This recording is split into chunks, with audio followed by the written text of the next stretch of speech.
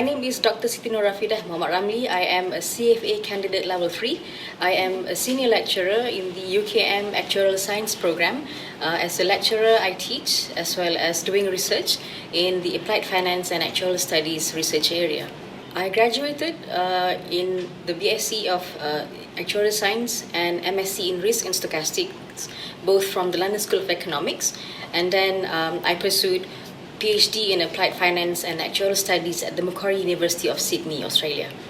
Upon completing my MSc in Risk and Stochastic, I came back and had a short stint with PNB, Pemandulan Nasional Berhad, as an investment analyst. And it was during that time that my manager introduced to me about CFA, the CFA exam. But then after I branched out to education, I was focusing more on the academic side, and then later, once I completed my PhD, I was thinking that I should finish my unfinished business in CFA. I do this partly for my students, hoping that it will encourage them to take their professional exams seriously, whether it is actuarial exam or finance exam. But I also noticed that after I take CFA, I am able to guide my students in writing up their final year projects better. In the sense that I train them to be more, to focus more on the practicality of the solution that they propose in their project, which I think is more important when they work later.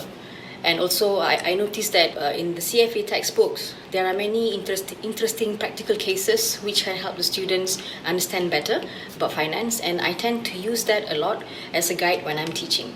As a researcher, after doing PhD, I gained better understanding on some financial instruments proposed by the actuarial research community. For example, the longevity swap contract between a defined benefit pension provider and an insurer, which works similarly with the swap contracts that we learn in CFA. Okay, this is actually my fifth year in doing CFA. I did my first level once, and second level 2 I did twice, and this is my second time doing level 3.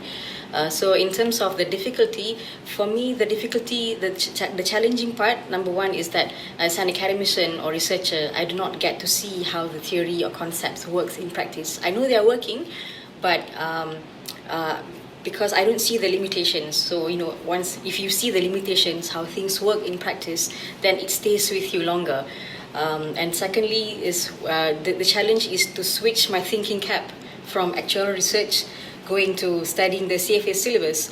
For example, it's not really, it can be challenging to switch from deriving mathematical equation for a bond price to suddenly reading about the behavioral portfolio theory, or writing up lecture notes on Markov chain, and then switching to portfolio with wealth management. Okay, if you are a student without finance background, I would say go for it. I have seen CFA candidates or even CFA charter holders without finance background. Those in the engineering, law, and law graduates, they did better in CFA. They are now successful CFA charter holders. But if you are working in a non-finance working environment or industry, again, because CFA, by learning CFA, you are learning new things. You do not need exemptions to be able to complete the CFA. So if you are interested in seeing how we can accumulate wealth for the benefit of other people, and also you think you are the quantitative side of person, I would say go for it, do it.